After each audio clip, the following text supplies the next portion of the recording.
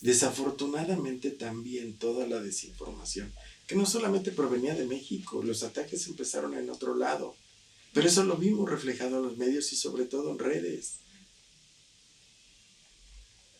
No sé cuántos habrán dormido en hoteles y qué bueno que les abrieron las puertas. Pero cuánta gente no veía llegar a un médico, una enfermera, una cafetería y les pedían que se fueran porque pensaban que todos atendían a pacientes con COVID. Y a la fecha nos seguimos preguntándonos cuántos han resultado afectados. Hay médicos y enfermeras que hoy han tenido muchas consecuencias y no solamente son por pérdida de familiares por contagio, fuera del trabajo de ellos, sino muchos de ellos han fallecido y además de la afectación familiar. ¿Cuántos pudieron haber perdido familias enteras y no por fallecimiento, sino por precisamente divorcios, separaciones y consecuencias, ¿no? ¿Cuántos siguen trabajando? Hoy ya no nos preocupamos por saber si tienen o no todos los equipos. Y la gente, socialmente hablando, nos preocupaba que atendieran, pero no nos preocupábamos por el estado de salud de quienes nos atendían. Desde luego que se pueden identificar quién o quiénes están detrás de las campañas desinformativas. En palabras de Sonia Regadera, líder en ciberseguridad de S21Sec, es indispensable el monitoreo activo de las tendencias y el comportamiento de los usuarios. De esta manera, podríamos identificar desde ciudadanos descontentos hasta actores u organizaciones estatales o financiadas por estos. Sin embargo, esto requiere una investigación muy puntillosa y exhaustiva al respecto. También añaden que las acciones desinformativas son capaces de polarizar a una población, afectar a la seguridad nacional, interferir en intereses nacionales, manipular a sectores poblacionales y difundir información poco veraz que puede influir en procesos estatales. Por estas razones es que la generación y difusión de fake news puede suponer un delito. Mira, si quieres así nombres específicos, está la gente de Coparmex, está un Claudio X González, están líderes de la Iglesia Católica, personajes muy específicos como este señor que se hace llamar el Diablo de FEMSA, Coca-Cola, o sea, ese tipo de personajes, ¿no? Hablamos de una libertad de información, que bueno, sí, pero también es cierto que hay regulaciones internacionales y con aplicación nacional también, regulan esta parte. Desde a nivel de la ONU, la OEA, acuerdos interamericanos y la legislación nacional que te hablan de los límites de la información que se difunde. Sin embargo, nos topamos con que todos aducimos a la libertad de expresión que tenemos, sí, pero no hablamos de los límites de esa libertad de expresión, porque si hay límites sí están plasmados. ¿Cuáles son? Pues cuando pones en riesgo la seguridad nacional es uno de ellos, ¿no? Pero también estás hablando del derecho de los otros. Entonces, esa parte es tan interesante que tenemos un problema. Vas a los límites. Y a veces al hablar de regulación tenemos el caso de la ley SOPA que mucho tiempo se ha estado discutiendo y que es ponerle límites a Internet. Pero ¿hasta dónde vas a poner límites al conocimiento si parte de ello ha sido una generación cultural a nivel internacional? Mucho desprestigio entre las situaciones e instituciones políticas se da esto de las fake news, conocidas en español como noticias falsas. Si existe, sí se puede sancionar, pero tendría que darse muy comprobable el que sí causó este tipo de cosas. Tanto es que se pueden crear normas o leyes, como fue el caso de Olimpia, la ley Olimpia o la ley Atenas. Entonces, viene de ese sentido, sí, para poder darse, y más que la propagación, el hecho de lo que se da, la propagación en sí de la noticia falsa, porque atentas contra la moral, las buenas costumbres y demás. Entonces, de manera civil, sí, de manera penal, no.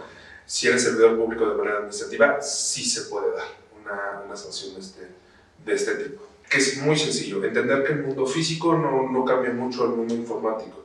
Informático es todo lo que tiene que ver con televisión, radio, computadoras, internet, medios y toda esta parte. Entonces, conocerlo, que sí debe de darse ese punto específicamente hacia dónde va, de dónde se tiene. Entonces, ¿cuántas veces hemos visto, por ejemplo, los momos, los memes, de que uno está apuñalando, pero realmente es otra situación que está dando, ¿no? La zona es saber por dónde va, hacia dónde va y cómo viene esta situación. Entonces, sí se puede sancionar de manera civil y de manera administrativa si un servidor público. Ligarlo directamente y decir, a ver, yo Hospital General voy a demandar a fulano de tal por producir noticias falsas que hicieron que este señor viniera a golpear a mis enfermeras, ya es mucho más complejo, ¿no? De acuerdo con las respuestas anteriores, las noticias engañosas que más se difunden sobre la pandemia están motivadas por la política, la desinformación y el dinero, de acuerdo con la Asociación Europea de Intereses de los Espectadores. Esta asociación actualmente distingue 10 tipos de noticias falsas: propaganda, clickbait, contenido patrocinado, sátira, disculpas públicas, partidista, teoría conspirativa, la pseudociencia, la desinformación y el contenido fraudulento. Estos últimos 3 tienen más impacto y difusión entre la población. Sin embargo, el tema principal en todas es el COVID-19. Si tú puedes contratar a 200 personas que estén todo el día enviando desde 80 a 100 cuentas falsas una misma información, el esfuerzo del ciudadano que dice, yo sé que esto es falso y puedo buscar en Google la imagen original o el texto original y lo subo, pues es un esfuerzo individual y aislado, ¿no?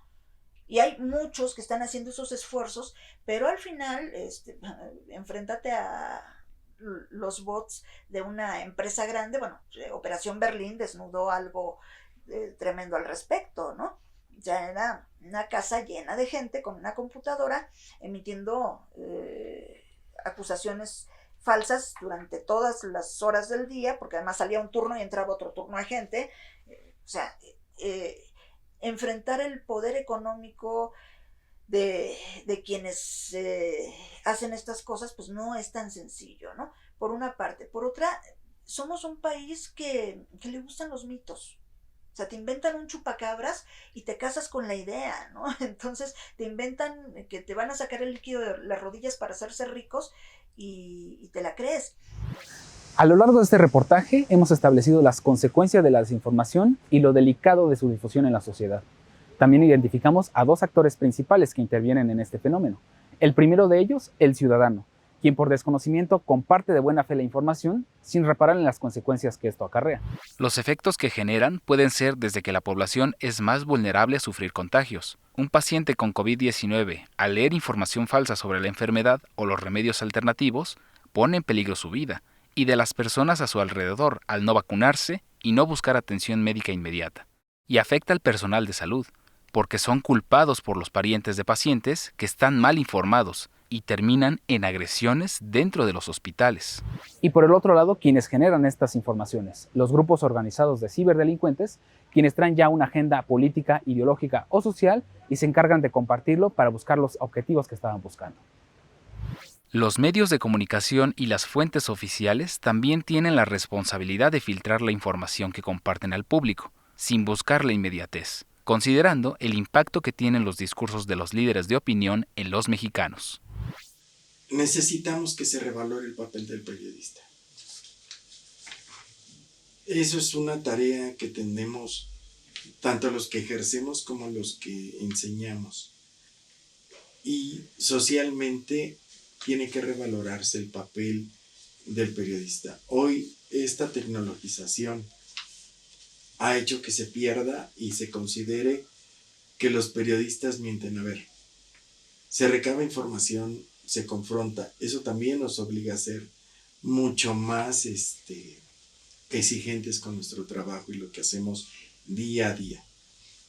Porque de lo contrario, hacemos lo mismo que hace una persona que te sube una foto, que te sube un video y que a veces los llamamos periodistas civiles, ¿no? O periodistas ciudadanos.